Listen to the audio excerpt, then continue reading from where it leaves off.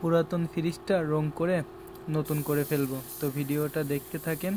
আসসালামু আলাইকুম, আশা করি সবাই ভালো আছেন।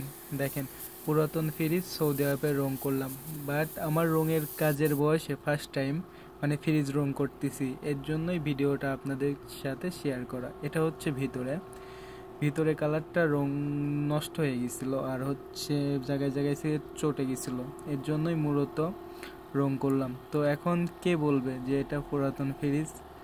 আমি আপনাদেরকে পুরাটা অনেক সুন্দর করে দেখাই। দেখেন, মানে সৌদি আরবে আমু ফার্স্ট টাইম, আর পুরাতন ফ্রিজ কিন্তু কেউ রং করে নাই, হয়তো ফেলাই দিয়ে নতুন আরেকটা নাই। তো এই ফ্রিজটা কেন মানে রং করলো তা জানি না। এক বাঙালি ভাই নতুন একটা বাকালা নিছে, বাকালা মানে সৌদি আরবের দোকান, সৌদি আরবে বাকালা বলে। তো ওই দোকানের এই ফ্রিজটা রং করলাম আর কি। দেখাই, দেখেন রং করার পর জিনিসগুলা কত চকচক করতেছে আর কি। আমি একটা তুলে দেখাবো আপনাদেরকে, মানে ফুল নতুন হয়ে গেছে। দেখেন ফ্রিজের মধ্যে যে এগুলো থাকে মানে নতুন হয়ে গেছে একবারে।